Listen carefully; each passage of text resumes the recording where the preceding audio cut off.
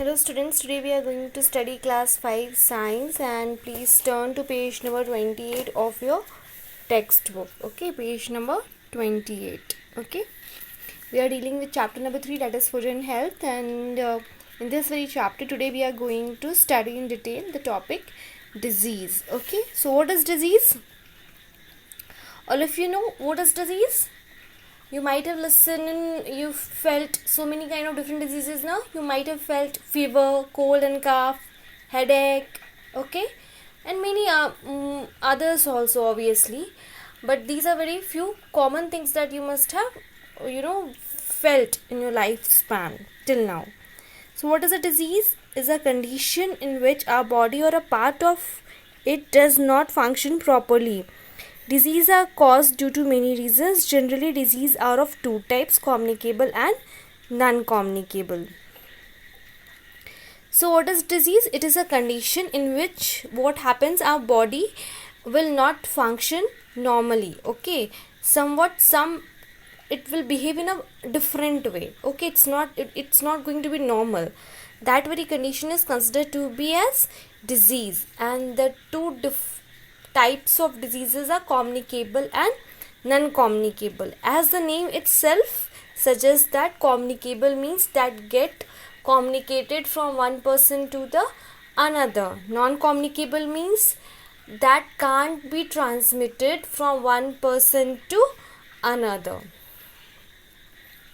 So first we are going to deal with non-communicable diseases. Okay, these diseases do not spread from one person to another, are called non-communicable or non-contagious diseases. So the diseases which is not transferred from one person to another is referred as non-communicable disease. Suppose you are having fever, then it doesn't mean that it will be transmitted to your father, mother, brother or sister. Okay, so that is a non-communicable disease. Okay, but if you are having cold, then it is a communicable.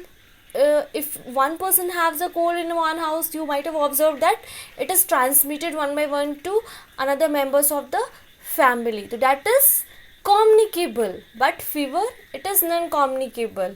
Okay, it doesn't mean that one person is in a house is having a fever and all of others are going to suffer from it. It's not like that, no? They are disorders in our body. Caused due to the lack of one or more nutrients in our diet.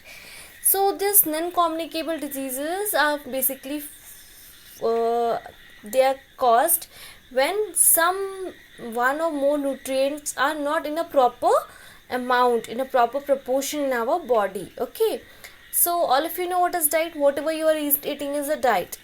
And what is balanced diet? When you eat every nutrient in a proper proportion according to your age, gender and other specifications, then it is a balanced diet.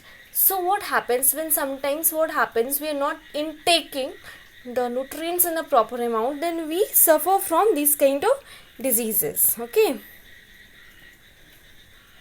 they are called deficiency diseases. Okay, if the diseases is happening because of the deficiency, because if something is less in the amount in our diet, such kind of diseases is known as the deficiency diseases.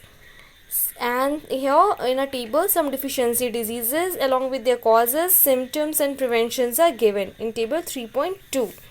Now come to table 3.2 present in the next page, that is page number 20. So first disease is night blindness. It happens when vitamin A is deficient, is less in our body. Then what happens? What are the symptoms? The person has a poor vision, loss of vision in darkness. This person who is suffering from night blindness, he won't be able to see the things in a proper way, or in dark at night. Okay, he won't be able to see anything. Okay, that is what night blindness. And what are the what kind of food he should take? Carrots, green vegetables, sweet potatoes, colored vegetables, milk. This kind of food the person should intake so that he can overcome from a disease that is known as the night blindness. Okay, now the second disease is beriberi. It is caused by a deficiency of vitamin B1. And what are the symptoms? Nerve disorder that can affect muscles and heart. So it can affect our nerve, muscles and heart. And what that person is supposed to eat? Unpolished rice, cereals, fish and milk. Cereals, you understand? That means wheat, maize. Okay, this kind of foods that person should intake. Now scurvy, it happens because of the deficiency of vitamin C. And what is the symptoms? Bleeding gums. Okay, from the gums. You have seen your mouth now. When you open your mouth, you are able to see the teeth, and the portion, the muscles below, just below your teeth is what? Gums. Okay, so bleeding, the blood will come out of that very muscular portion. Okay, and wounds, if the person get injured, okay, that injury is not going to recover at a fast pace. What that person is supposed to eat? Green vegetables, citrus fruits and tomatoes.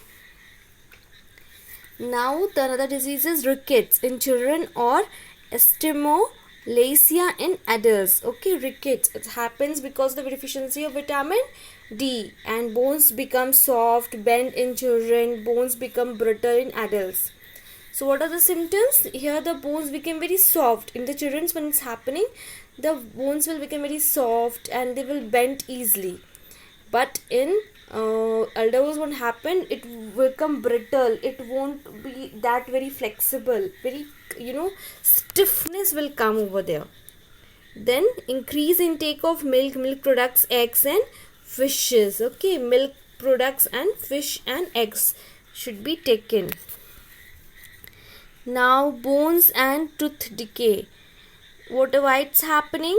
If you are having pain in bones, or your tooth is decaying at a very faster phase, that means you are deficient in calcium. And what will happen? Your bones will be very soft and weak, and your teeth, okay, it will start decaying. Cavities will be there. Okay, the teeth will start break down in partwise. Okay, then what you're supposed to eat? Milk and milk products, green leafy vegetables. Okay, then goiter, iodine. Okay, whatever salt we are intaking, their iodine should be iodized salt, and the proportion of, we need only a pinch of, okay, just the equivalent amount of the needle's tip amount of salt we are supposed to take daily. But if that is deficient, then you are going to suffer from goiter. In goiter, what happens? Your neck is going to just swell up. There will be swelling in the neck, and your brain won't be able to function in a proper way. For that very thing, what you're supposed to eat? Iodized salt. Okay, whenever you are purchasing salt, you should keep this very thing in mind. It should be iodized. And fish. Anemia, iron. Okay, weakness and tiredness. Okay, what is happening in anemia? There will be deficiency of iron in the blood, and the person is not going to feel fresh. Okay, he will feel that I am very tired, and plus he is going to suffer the weakness. What is supposed to eat? Spinach. Okay, you know what is spinach? It's palak. Okay, apple, raisins. Raisins, kishmish. Okay, pomegranate. Okay, jaggery, good. Okay, Kwashiorkor, proteins, swollen stomach, thin legs, stunted growth. The person that is suffering from deficiency of protein must has a maximum chances to suffer from this Kwashiorkor. And what are the symptoms? The stomach gets swollen up. Okay, very thin legs, and the growth is very, very less. Pulses, eggs, milk, fish, meat, you are supposed to intake that very kinds of food.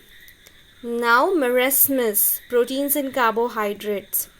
So what is going to happen? The child is going to be underweight, very lean and thin. And what kind of food the person should have? Wheat, rice, potato, pulses, eggs, milk, fish and meat. Okay, so today we have dealt with chapter table 3.2, and here we have just just came across different deficiency diseases, why they are caused, what are the symptoms, and what sources of food from where they can just overcome this kind of diseases, what food they should eat. Students, hopefully you might have understood the things, and please learn the table 3.2. okay, that is it. Today's homework, that you are supposed to learn the table 3.2, that is present on page number 29. okay, thank you children.